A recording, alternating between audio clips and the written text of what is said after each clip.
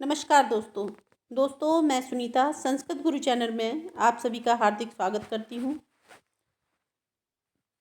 कादम्बरी के बचे हुए क्वेश्चन आज मैं आपके लिए लेकर आई हूँ, पार्ट 2। चलिए देखते हैं। त्रिभुवन प्रसव भूमि रिव विस्तीर्णा विशेषता किसके लिए प्रयुक्त है? ए विदिशा, बी उज्जैनी, सी विंध्याटवी और डी हेमकूट। तो किसके लिए है? विदिशा नगरी के लिए। किसके लिए? विदिशा के लिए। ए ऑप्शन आपका राइट होगा। वैशंपायन की प्रेमिका थी? कादम्बरी थी, महाश्वेता थी, चंडाल कन्या थी या विनीता थी? तो वैशंपायन की प्रेमिका कौन थी? तो वैशंपायन की प्रेमिका महाश्वेता थी। ऑप्शन नंबर बी आपका राइट होगा। कादम्बरी किसकी थी? चंद्रापीठ की थी। तो देखते हैं आगे। वैशंपायन पूर्व जन्म में था। तो वैशंपायन पूर्व जन्म में क्या था? शूद्रक, पुंडरीक, कुमारपालित या चंद्रापीठ? तो वैशंपायन पूर्व जन्म में शूद्रक था। क्या था? शूद्रक था। अब देखते हैं। तुरंग बाण, ऑप्शन नंबर ए इसमें आपका राइट था। अब है तुरंग बाण किसकी उपाधि है? तो तुरंग बाण बाणभट्ट की है, अभिनव बाण की है, अंबिकादत्त व्यास की है या फिर भभूति की है? तो तुरंग बाण दोस्तों बाणभट्ट की उपाधि है। बाणभट्ट को तुरंग बाण की उपाधि दी गई है। ऑप्शन नंबर ए आपका राइट होगा। अब देखते हैं आगे। आधुनिक बाण के रूप में जाना जाता है सुबंधु को, बाण को, अंबिकादत्त व्यास को, दंडी को। तो आधुनिक बाण के रूप में किसको जाना जाता है? तो किसको माना जाता है आधुनिक? अंबिकादत्त व्यास को। किसको माना जाता है? अंबिकादत्त व्यास को आधुनिक बाण की उपाधि दी गई है। ऑप्शन नंबर सी आपका राइट होगा। अब देखते हैं। कादम्बरी में वर्णित इंद्रयुद्ध था। कादम्बरी में वर्णित इंद्रयुद्ध था। तो कौन था इंद्रयुद्ध? तो मंत्री था, राजा था, सी घोड़ा था या फिर डी वज्र था? तो इंद्रयुद्ध सभी को पता है। ऑप्शन नंबर सी आपका राइट होगा, घोड़ा था। कादम्बरी विभक्त है एक भाग में, तीन भाग में, दो भागों में या फिर चार भागों में? दोस्तों यहाँ लोग कंफ्यूज हो जाते हैं। कादम्बरी विभक्त है तो कादम्बरी दो भागों में विभक्त है। लोग तीन मार देते हैं लेकिन तीन नहीं है, क्योंकि तीन जन्मों की कथा है कादम्बरी में, न कि तीन भागों में विभक्त है। भाग कादम्बरी के दो भाग हैं, कादम्बरी और सुखनाशो देश। तो कादम्बरी के भाग कितने हैं? दो, और ये तीन जन्मों की कथा है। ऑप्शन नंबर सी आपका राइट होगा। अब देखते हैं। चंद्रापीठ का राज्याभिषेक करने की इच्छा किसे हुई? वैशंपायन को, शुकनाश को, तारापीठ को या फिर कादम्बरी को? तो चंद्रापीठ का राज्याभिषेक करने की इच्छा किसको हुई? तो ये इच्छा हुई तारापीठ को। किसको हुई? चंद्रापीठ के पिता तारापीठ को ये इच्छा हुई। ऑप्शन नंबर सी आपका राइट होगा। आगे चलते हैं। आगे देखते हैं दोस्तों। आगे का क्वेश्चन है, बाण की गद्य शैली है।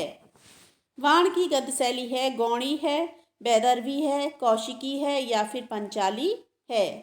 तो दोस्तों बाण की गद्य शैली पांचाली है। बाण पांचाली रीति के कवि माने जाते हैं। ऑप्शन नंबर डी आपका राइट होगा।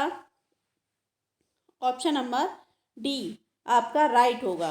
बाण के पिता का नाम है कुबेर, चित्रभानु, वत्स, अर्थपति। तो बाण के पिता का नाम क्या है? तो बाण के पिता का नाम है चित्रभानु। ऑप्शन नंबर बी आपका राइट होगा। बाण भट्ट के पुत्र का नाम है मुरारी भट्ट, मयूर भट्ट, भूषण भट्ट, पुलिंद या फिर नयन भट्ट। तो ये तो सभी को पता होगा।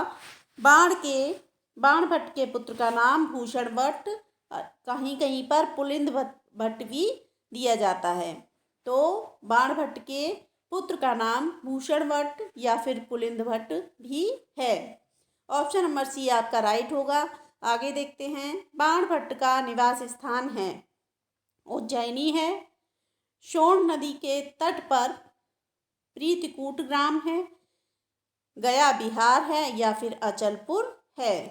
तो बाण भट्ट का निवास स्थान सोन नदी के तट पर प्रीतिकूट नामक ग्राम में हुआ था, अर्थात ऑप्शन नंबर बी आपका राइट होगा। आगे देखते हैं। तारापीठ, तारापीठ का पुत्र है तो शुकनास है, वैशंपायन है, चंद्रापीठ है या फिर पुंडरीक है। तो तारापीठ का पुत्र कौन है?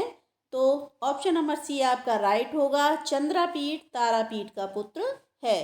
वैशंपायन किसका पुत्र है? तो वैशंपायन शुकनास का है, इंद्रायुध का है, अर्थपति या फिर चित्रभानु। तो वैशंपायन शुकनास, मंत्री शुकनास का पुत्र है। ऑप्शन नंबर ए आपका राइट है। चंद्रापीठ को किससे प्यार है? चंद्रापीठ को किससे प्यार है? मैं इसका आंसर ऊपर बता चुकी हूँ। ए महाश्वेता, बी चांडाल कन्या, सी कादम्बरी या डी पत्रलेखा। तो ए कादम्बरी से बोस, ऑप्शन नंबर सी कादम्बरी से चंद्रापीठ को प्यार था। अब देखते हैं। चंद्रापीठ की माता हैं, चंद्रापीठ की माता रानी विलासवती, पत्रलेखा, महाश्वेता या फिर मनोरमा। तो चंद्रापीठ की माता हैं रानी विलासवती। ए ऑप्शन आपका राइट है। रानी विलासवती चंद्रापीठ की माता हैं और तारापीठ की पत्नी हैं। अब देखते हैं आगे। पुंडरीक, पुंडरीक के पिता हैं, पुंडरीक के पिता हैं।